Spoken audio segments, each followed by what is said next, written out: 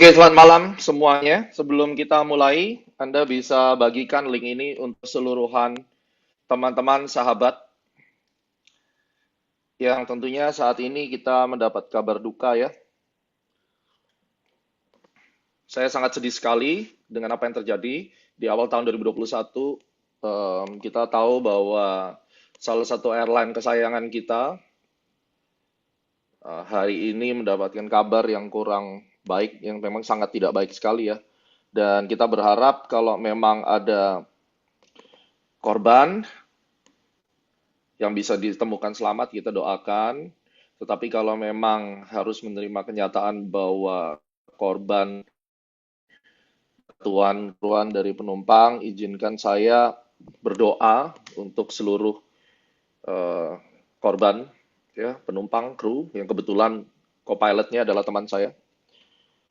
Kita heningkan waktu kita sejenak, 30 detik kita hening, dan kita berdoa buat keluarga maupun korban yang hari ini harus berpulang. Ya, mari kita hening bela sungkawa kepada korban.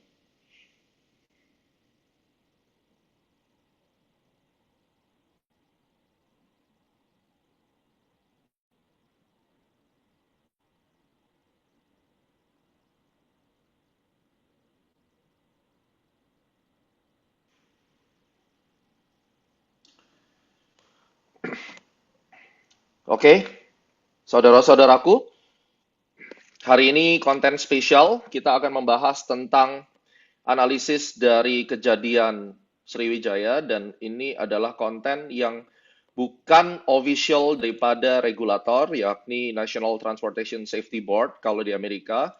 Kalau di Indonesia itu ada KNKT, ya.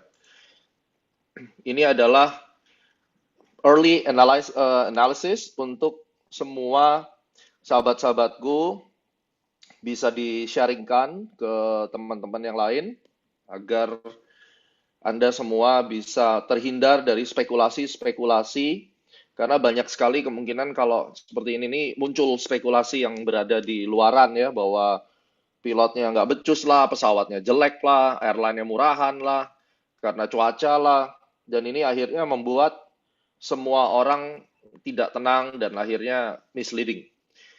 Hari ini saya memperkenalkan diri sebagai FAA Flight Instructor dan Citation 5 Jet Captain.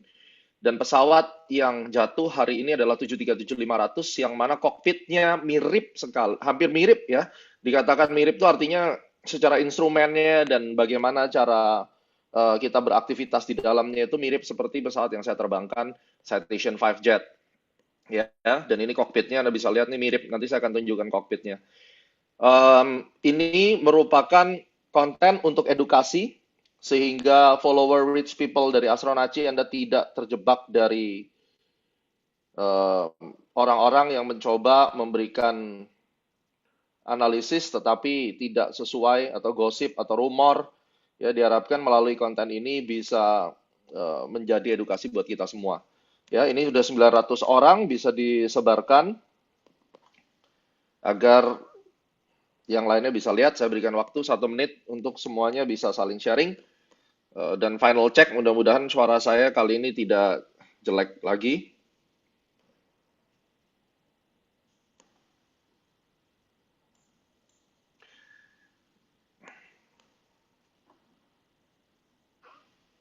Yang lainnya bisa lihat, saya berikan waktu 1 menit. Semuanya bisa saling sharing.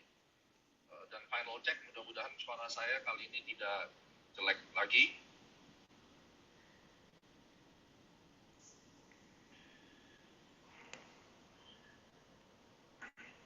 Oke ya, suara saya jelas ya. Silakan bagikan buat yang lain agar pastinya, saya takutnya keputus lagi nih nanti.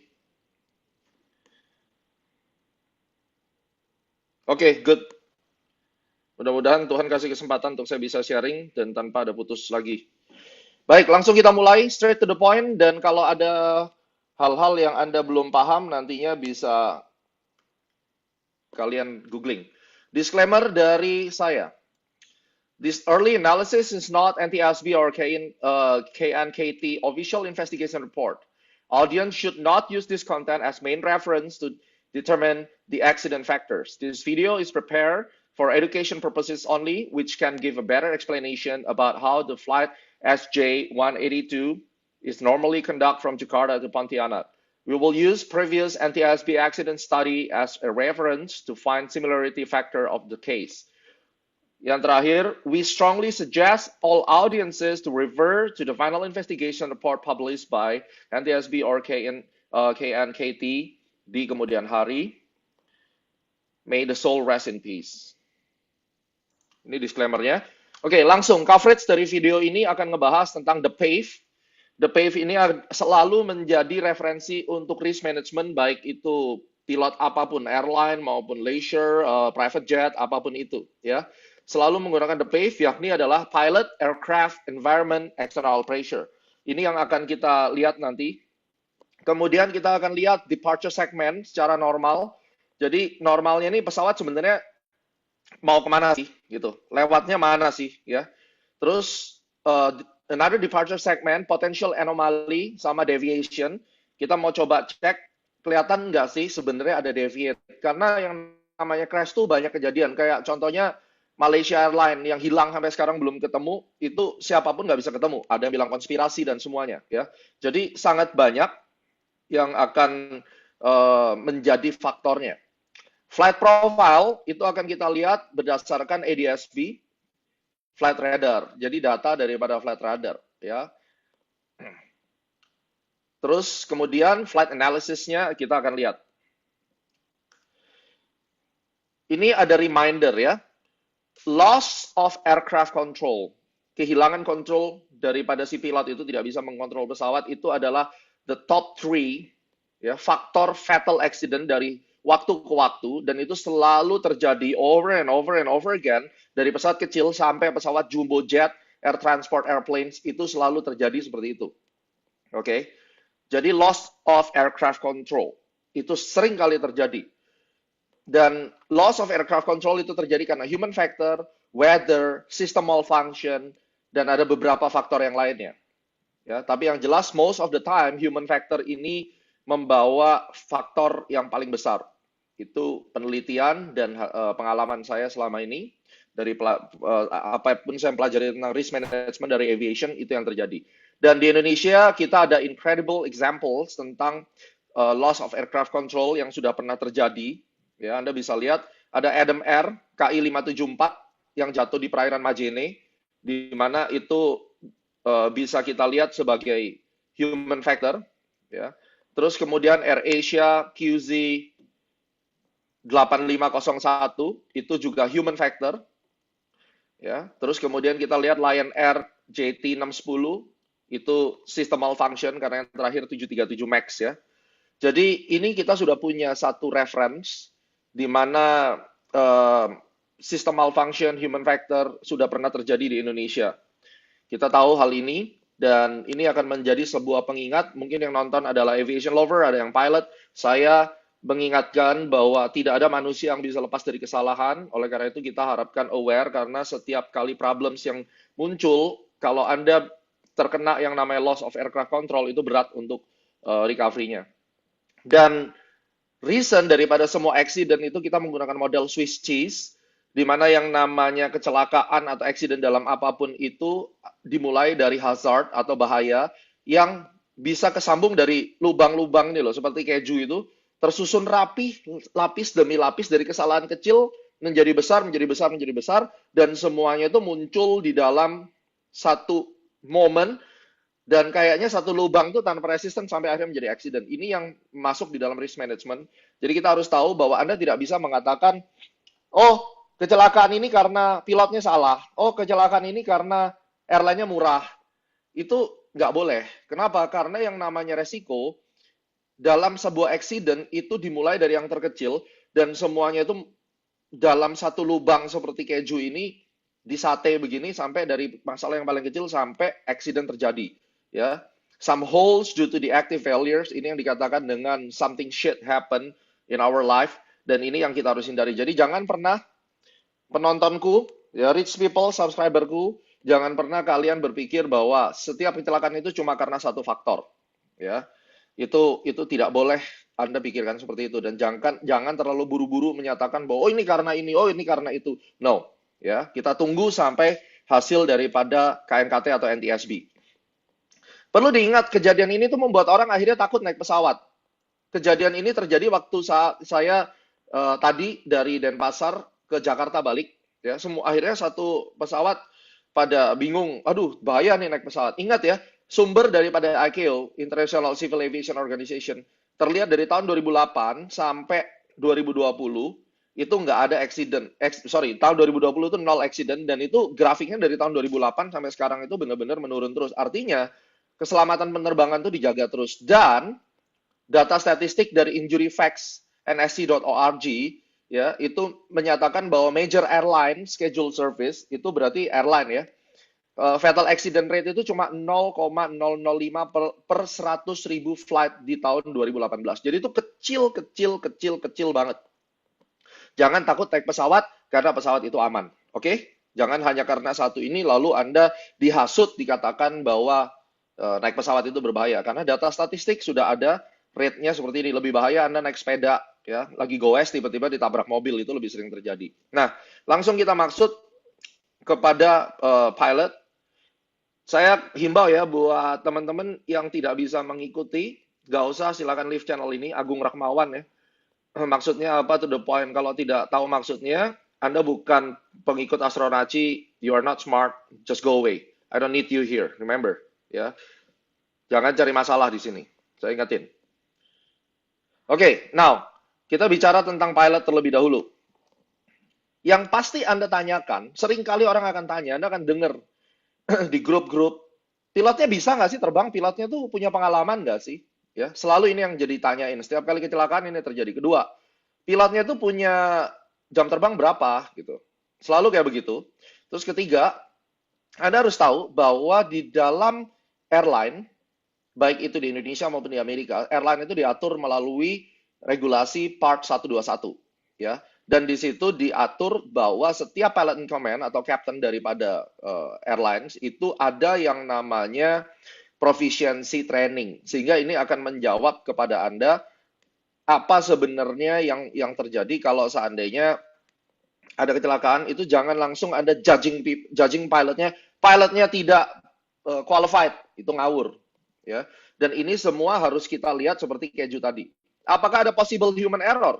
Itu mungkin terjadi, tapi perlu Anda ketahui bahwa minimum jam terbang untuk menjadi seorang kapten di airline, minimum ya, paling kecil itu adalah 1.500 jam karena dia harus mengantongi license yang kita sebut dengan ATPL, Air Transport Pilot License. Itu diatur di 61159 dasarnya. Tapi kalau menjadi pilot Boeing kayak begitu, kurang lebih insurance maunya airline minimum ya 3.500, ada yang 4.000 jam, ya.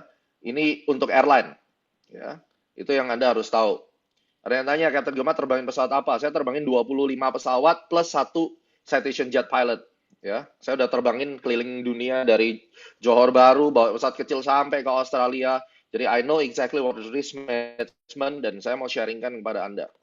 Oke? Okay? Dan di sini ada regulasinya supaya Anda tahu bahwa setiap pilot itu di training setiap 12 bulan sekali ada ujiannya dan setiap 6 bulan sekali dia ada ujian. Jadi basically setiap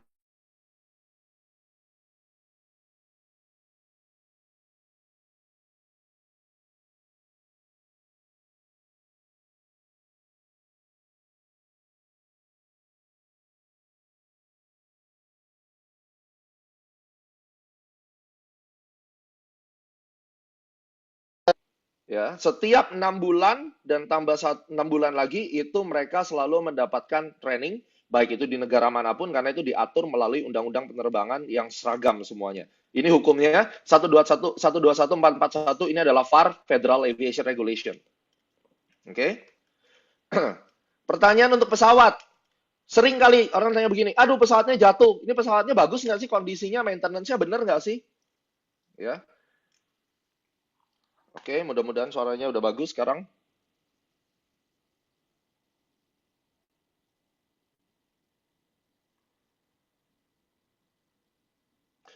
Cek.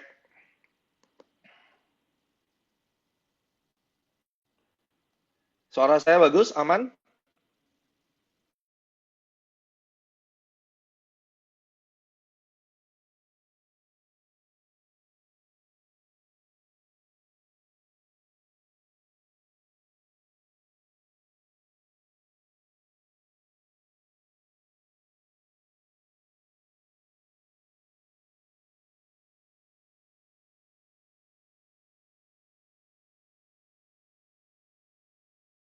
Tiga puluh tujuh Max itu anomali banget karena memang dari Boeing-nya yang problem.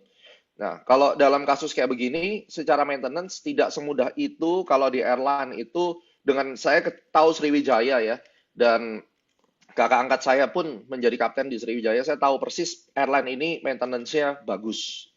Dan kita nggak pernah bisa katakan waktu 737 MAX itu terjadi, siapa yang menyangka kalau itu ternyata eh, terjadinya kesalahan daripada manufacturer. Tapi yang jelas, Anda yang selalu bertanya, pesawatnya udah tua, pesawatnya ini low cost carrier. No, itu salah.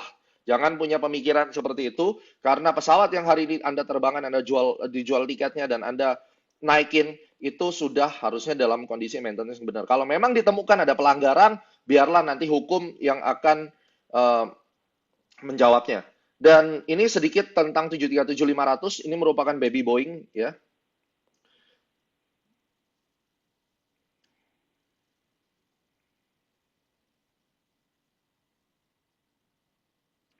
Oke, mudah-mudahan lancar nih. Kenapa putus-putus ya? Sebentar. Oke, ini adalah 737-500. Dia bisa maksimum take off weight-nya sampai 60 ton. Terus kemudian bahan bakarnya bisa sampai 20.000 liter. Ya. Kecepatannya sampai Mach 0,745. Jadi ini pesawat yang saya bisa katakan canggih ya di kelasnya. Aman ya. Ini Anda tidak perlu takutkan bahwa ini adalah pesawat yang kualitasnya bagus. Ini baby Boeing. Lanjut. Dan ini adalah kokpitnya. Buat Anda yang belum pernah lihat, saya tunjukin. Ini gambarnya ya. Menarik. Dan ini mirip sama Citation 5 Jet yang saya terbangin bagian ininya. Dan autopilotnya canggih. Anda boleh lihat ini namanya FMC. Nanti saya akan bahas sedikit tentang FMC. Ini flight management computernya di sini. Anda bisa perhatikan. Oke. Ya, saya bisa pastikan tidak ada yang namanya Sriwijaya mengurangi anggaran karena COVID. Tidak ada lah. Jangan jangan spekulasi seperti itu. Ya. Oke, ini adalah kokpitnya supaya Anda tahu pesawatnya keren. Dan tentang environment, banyak orang yang akan tanya, apakah weathernya bagus atau enggak sih? Atau sebenarnya jelek? Pilotnya bisa nggak sih menerbangin dengan kondisi weather yang jelek kayak begini? Apakah weather menjadi penyebabnya? Dan mungkin nggak ada terrorist attack, atau mungkin kargonya ada bawa eh, kargo yang bisa meledak akhirnya, dan terus kemudian bodinya meledak di belakang, terus kemudian pesawatnya nujem, karena Anda bisa lihat air crash investigation itu pernah terjadi kayak begitu. Ini adalah environment yang bisa menjadi referensi untuk penelitian lebih lanjut. Oke, okay? Terus external pressure. Mungkin nggak sih ada pilotnya possible bunuh diri kayak Silk Air di Palembang tahun 1990-an itu? Atau mungkin ada other factors yang membuat pilot ini terpaksa keluar daripada SOP? Bisa aja kan, di hijack atau apapun. Ya. Ini terjadi nih. Dan kalau Anda lihat di Silk Air tuh 737-300 waktu itu crash karena dicurigai, ya diduga, dan memang keputusan resmi dari Singapura kalau nggak salah waktu itu ngatain bahwa si pilotnya bunuh diri. That's external pressure. Ini adalah item-item jadi referensi awal, dan biasanya KNKT itu atau NTSB mereka akan nge-trace dari hal-hal awal seperti ini. Oke, okay? The fact air carrier operation is the safest transportation option, kurang dari 5% accident rate, bahkan tadi 0,005 gitu ya. Dan ini supaya Anda tahu gitu. Oke, okay, let's see the weather. Ini Anda harus tahu 15 menit sebelum take off di Soekarno Hatta. Ini tanggal 9 jam 06.30 GMT UTC. Ya. 06.30, take off-nya adalah 06.45. Itu di Soekarno Hatta anginnya dari 340, berarti dari northwest ya, anginnya dari utara, 7 knot. Anginnya nggak kenceng guys waktu itu. Tapi ada thunderstorm rain. Di ketinggian 2000 kaki itu ada thunderstorm rain, kemudian ada cumulonimbus di 1600 tapi masih few. Few itu artinya beberapa ya, bukan bukan sampai luar biasa, tapi ceilingnya itu overcast di 1800. Jadi memang waktu terbang pesawat ini thunderstorm dan rain, cuma saya tidak bisa tahu exactly di mana sih thunderstormnya. Tapi ini radius 5 miles daripada eh, airport itu ini yang terjadi. Dan kita bisa lihat remark cumulonimbus over the field. Artinya benar-benar cumulonimbusnya itu awan CB-nya di atas area airport tersebut. Ya, ini yang terjadi dan bisa dikatakan memang weather-nya nggak enak. Tapi bukan berarti weather-nya tidak bisa diterbangkan. Oke, saya juga pernah terbang kayak begini dari Singapura, terbang model begini waktu itu ke Johor sampai ada lighting petir-petir di depan saya itu kelihatan dengan jelas waktu itu. Ya tetap aja bisa diterbangin gitu. Jadi kalau dikatakan apakah ini crash karena weather, waktu take off lalu karena weather-nya jelek terus pesawatnya jatuh, enggak lah. Ya, faktor weather, gara-gara weather terus masuk pesawatnya ke weather langsung jatuh, ya itu nanti akan dibuktikan. Tetapi untuk saat ini kalau kita lihat waktu dia take off, at least dia udah sampai ke utara Pulau Jawa, berarti prosesi take off-nya itu sendiri tidak terganggu oleh weather. Ini yang Anda harus tahu. Dan weather report ini adalah di area airport. Terus di dunia penerbangan itu ada yang namanya significant meteorology, SIGMET. Nah, pada saat pesawat itu terbang, dari data yang saya bisa dapat dari aviationweather.gov, itu nggak ada SIGMET sebenarnya. Jadi, nanti kalian bisa browsing ya, SIGMET itu apa, saya nggak akan jelasin di sini. Artinya tidak ada weather yang benar-benar sampai sangat super berbahaya yang menyebabkan pesawat itu harus di-cancel. Intinya itu, nggak ada. Dan baru muncul SIGMET, itu jam 10.24. Jadi sebenarnya 4 jam setelah pesawat itu take off, baru muncul yang namanya SIGMET. Oke, di mana di situ ada embedded thunderstorm, ya ada embed thunderstorm, di mana di dalam sebuah area awan stratus, misalnya atau cumulus biasa, di dalamnya kesimpan awan petir yang berbahaya. Nah ini yang dikeluarin nih sama mereka, ini yang dianggap bahwa ada yang namanya SIGMET, tapi 4 jam setelahnya, sehingga SIGMET ini tidak menjadi faktor, atau pilot itu terbang tidak dalam kondisi cuaca yang tidak bisa diterbangkan. At least dari data yang saat ini kita tahu itu yang terjadi. Ya, jadi jangan bilang karena cuacanya jelek pilotnya goblok misalnya. Seringkali kayak begitu kan. Nah, ini penting. Dari data ini tidak. SIGMET dikeluarin jam 10.24 UTC. Plus 7 kalau mau jam WIB-nya. Dan ini saya tunjukin kepada Anda peta satellite image ya. Ini tanggal 9 Januari, kurang lebih sekitar 3 jam sebelum keberangkatan. Dan kita tahu ini di daerah Jakarta memang dia di sini, lihat di situ. Memang secara weather di situ cukup tebel awannya. Dan ini satellite-nya dan di situ merah. Kalau merah ini dari precipitation, weather report, precipitation itu berarti radar yang ngedetect di situ tuh ada hujan yang lebat atau tidak, dan memang ini hujannya lumayan. Makanya di atas Jakarta banget tuh awan CB-nya. Tapi ya again, pilotnya udah lewat, jadi tidak bicara tentang di lingkungan radius 5-10 mile dari airport itu tidak. Gitu. Ya. Oke, kita lihat departure segment. Jadi udah jelas ya, weather tadi dia udah lepas sebenarnya dari weather take off awal itu dia udah lepas. Sriwijaya itu lewat mana sih sebenarnya? Dia lewat runway 25 right di Soekarno-Hatta. Sekarang ada 3 runway. Saya predik karena saya nggak punya flight plan ya, saya belum dapat flight plan ya. Di runway 25 right Soekarno-Hatta. Oke.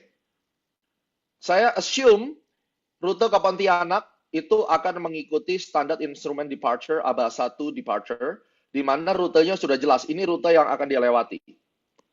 Winar, Ajuna, Nabil, Rati, Laras, Tomblo, Mulan, Abasa, Altar, dan seterusnya. Pesawat itu crash setelah dia melewati Ajuna. Jadi dia baru di segmen ini nih. Oke. Dia baru di segmen awal, dia crash. Sekarang saya akan tunjukin. Ini based on data dari flight radar, dia jatuhnya di sini. Kalau kita bilang cuaca jelek, itu radius 5 mile itu mungkin sekitar segini. Berarti kalau kejadiannya di sini, dia udah jauh banget daripada cuaca yang jelek tadi.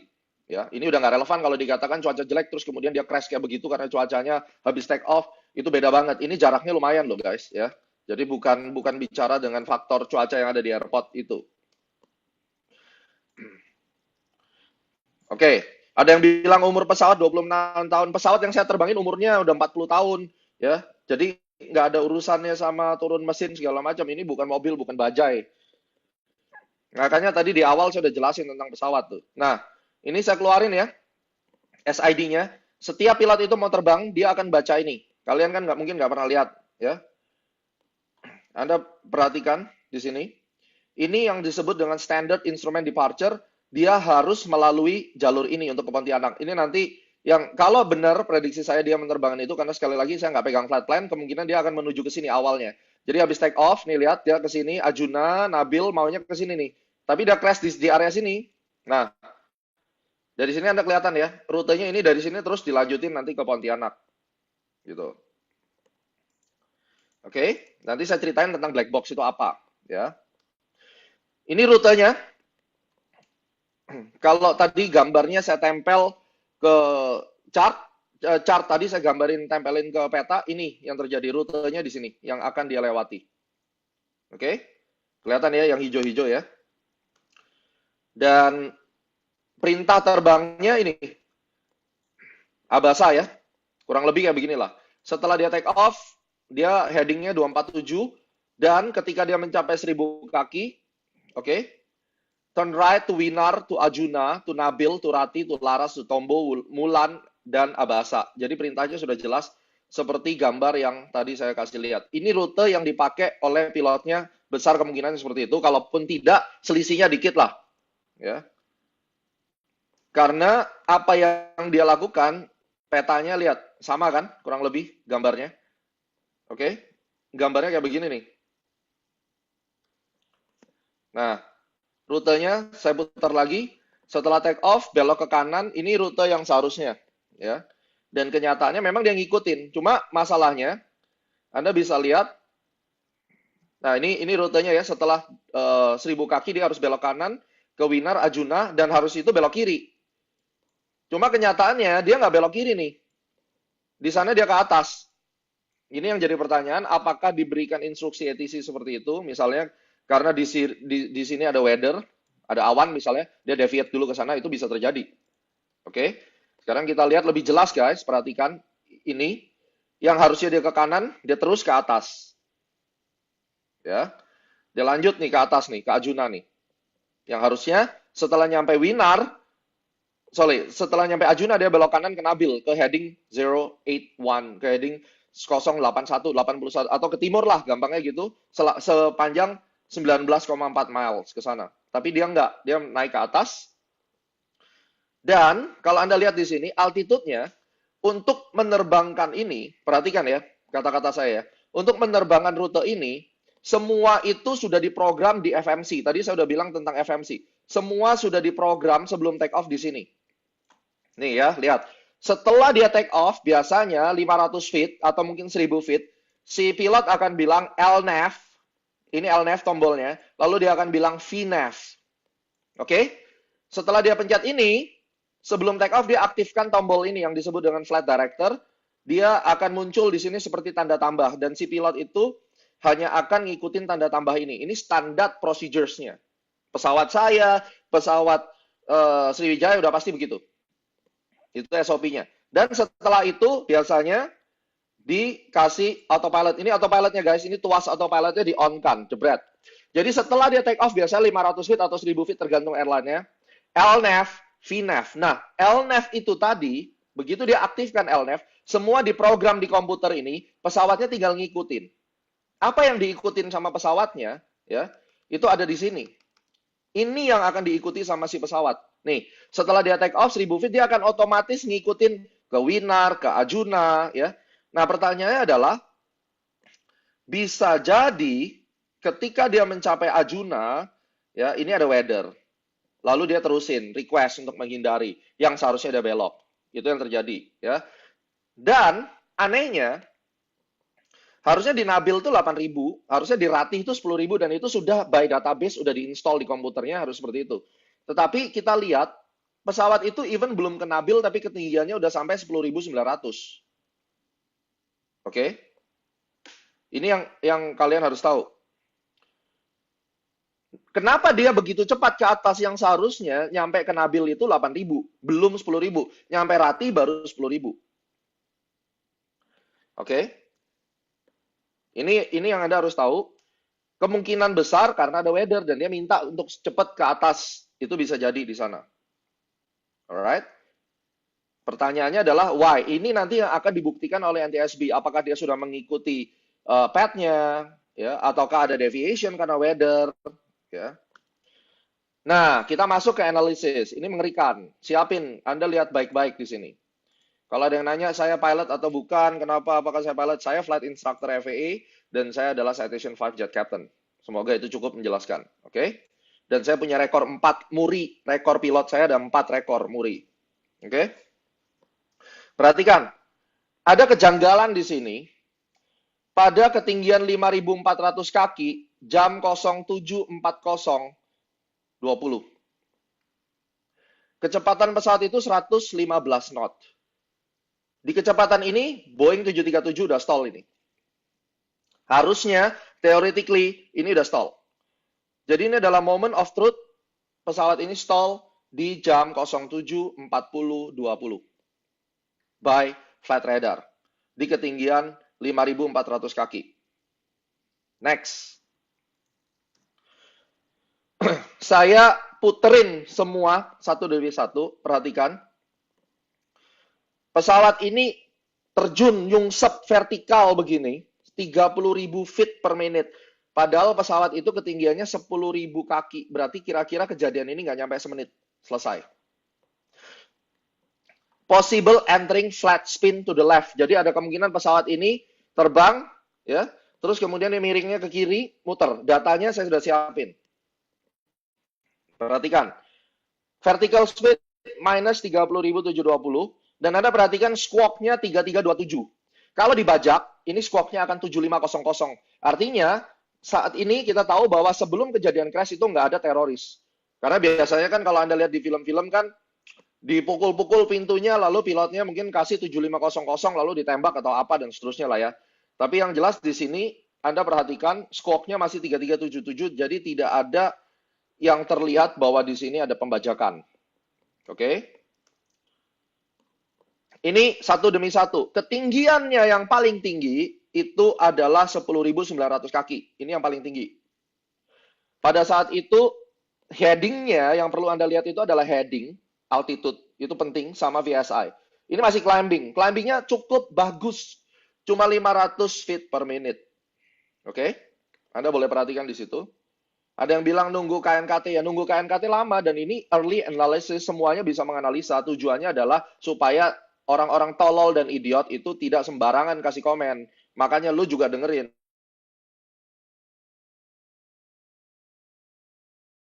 Vertical speed-nya itu 500 feet per menit. Artinya, pesawat itu naik dengan smooth. Di 0740 itu belum ada kejadian-kejadian yang aneh-aneh. Masih smooth. Heading-nya 23, Anda catat di sini. Next-nya, tiba-tiba jam 7.40, berarti nggak nyampe 1 menit setelah data ini terjadi. Pesawat itu tiba-tiba drop minus 4.500 feet per menit. Sekarang saya kasih tahu tentang flight radar. Bedanya flight radar sama black box adalah kalau black box itu benar-benar real time sampai microsecond, itu data gerak pesawat apapun itu tercatat. Jadi black box itu ada dua, ada flight data recorder sama cockpit voice recorder, ya. Kalau cockpit voice recorder itu dia ngerekod 30 menit terakhir suara yang ada di cockpit. Kalau flight data recorder itu ngecatat semua pergerakan pesawatnya. Nah, data yang muncul daripada flight radar itu bagusnya karena dia pakai transponder mode S, ya. Mode S transponder ini bisa membuat Anda melihat pesawat itu di radar. Dia menggunakan sistem ADS-B. Oke?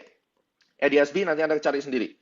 Nah, dari sini tuh kelihatan datanya. Bedanya sama si black box adalah sama flight data recorder. Kalau data recorder real time, bisa di-trace semua, bahkan microsecond apapun yang terjadi kelihatan. Kalau di flight radar ada jeda. Jadi kelemahannya di situ. Mungkin kalau lebih daripada 1 menit, ya, itu dia tidak akan ke-detect di sini. Tapi ini momen yang penting untuk Anda ketahui, dari yang awalnya naik secara smooth 740 di secondnya saya nggak tahu di detik keberapa, dari plus 512 feet per menit, tiba-tiba minus 4000 feet per menit.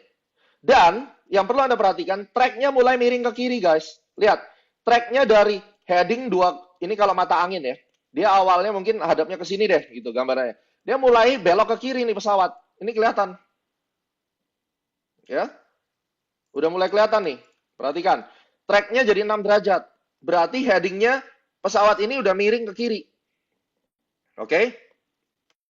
Next, 740 sekian detik lagi, minus 27.392 feet per menit, dan pesawatnya belok ke kiri lebih dahsyat lagi, lebih daripada 30 derajat. Headingnya sekarang 339. Anda gambar di kertas, oke? Gambar di kertas, heading 23, ya. Heading 23 ke sini. Kemudian heading berapa tuh? 02, terus heading 339. Jadi pesawat itu muter sambil turun, sambil muter. Ini yang saya duga terjadi spin. For some reason, pesawat ini terjadi spin atau tidak, ini yang harus kita ketahui kenapa sampai seperti ini, dan dia muternya ke kiri. Ini tugas nanti daripada KNKT dan NTSB, karena tidak ada data selain flight data recorder yang bisa menyamai. Karena data itu benar-benar 1 mikrosecond demi mikrosecond ke detect. Apakah ada engine failure di sebelah kiri? Bisa jadi engine failure. Bisa jadi kargonya meledak, misalnya ekornya hilang, lalu pesawatnya dive. Itu terjadi di Air Crash Investigation, bisa lihat. Nggak ada yang tahu. Sampai benar-benar kita menunggu KNKT, itu yang kalian tunggu. Tetapi dari preliminary data yang ini, Anda sudah bisa tahu bahwa pesawatnya sebenarnya miring ke kiri. Ya. Dan dari yang enak-enak naik 500, tiba-tiba turun 4.000 feet per menit, terus kemudian ngedive ke 27.000 dan ke berapa berikutnya? Ke 30.000. Ini kalau kita pelajarin ya, dari QZ 8501. Waktu pesawat ini minus 30.000 feet per menit itu masih di ketinggian 8.000. Oke. Ini harusnya penumpangnya udah gone semua. Siapapun yang di pesawat itu udah gone. Ini kita pelajari dari kejadian QZ 8501. Tapi yang gilanya nih, ketinggian 5.400, pesawat itu climb lagi, dan ini stall lagi di sini itu sampai speednya 115. Vertical speednya 22.000 plus, dan tracknya ke kanan. Balik lagi ke kanan. Tadi track 338 itu kan berarti makin ke kiri. Ya. Terus kemudian ini dia ke kanan, tracknya 11. Berarti pesawat ini dari muter ke kiri, terus dia belok kanan, tapi naik. Vertical speednya 22.000. Dan kalau Anda perhatikan, calibrated altitude-nya 5.400. Ini yang kita lihat.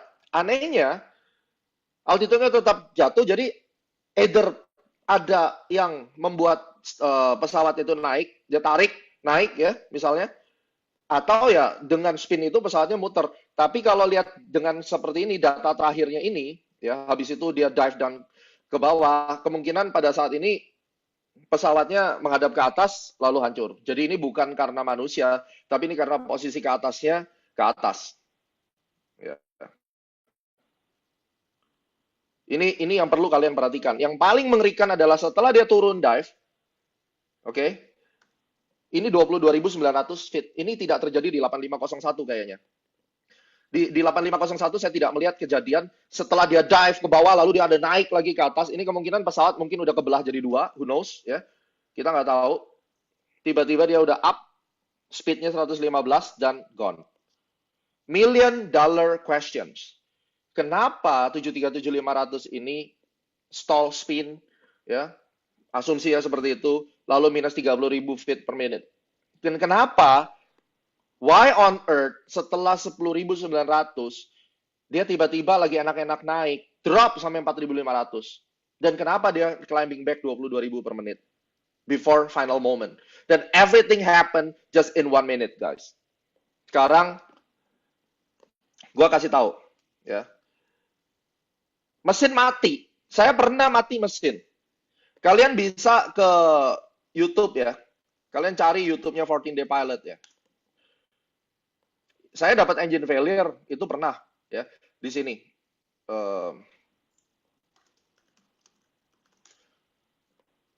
Nih, saya terbang ke Lake Tahoe, oke? Saya kena engine failure di atas. Ya, wajar-wajar aja. Kita bisa recovery. Ini karena kena icing. Indonesia nggak ada icing. Ya. Adapun sangat rare Anda kena icing. Tapi di sini saya mesinnya mati, pesawatnya. Sempat mati, mesin sebelah kanan atau kiri saya lupa, baling-balingnya mati ya. Dan saya bisa recover. Jadi kalau misalnya mesin mati, percayalah guys, pesawat itu nggak segoblok itu gitu loh. Kalau mesinnya mati langsung jatuh, nggak. Tom and Jerry aja kalau jatuh dari gunung nggak langsung turun kan, dia ngelayang dulu. Nah, ada hal yang benar-benar signifikan kalau dikatakan apakah ini secanggih 737 MAX. Tidak, pesawat ini sangat simple. Ya, setengah manual, setengah otomatis ibaratnya. Jadi nggak ada yang namanya pesawat ini dikendalikan sama komputer yang super canggih yang sampai akhirnya komputernya bisa dihack lah katanya atau apapun. No. Ya. Anda harus tahu bahwa ini pesawat 737-500 itu pesawat yang simple, gampang diterbangkan, ya, dan reliable, bandel banget pesawatnya. Oke, million dollar question-nya adalah apakah mesin mati sampai dia kayak begitu? I don't think so.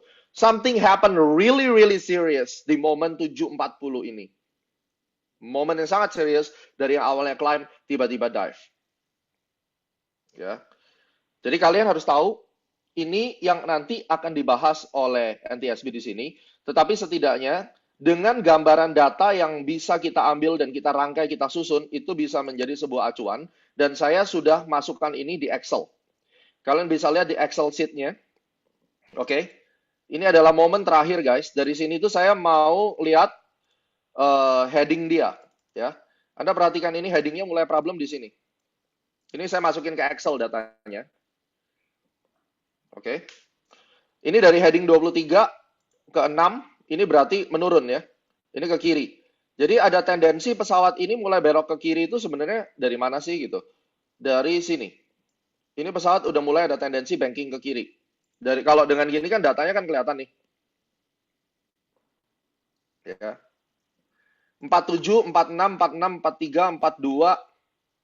Oke, 30, 23. Ini terus ke kiri. Dan hanya ada satu di sini yang dia ke kanan. Ini datanya. Ini ke kanan nih.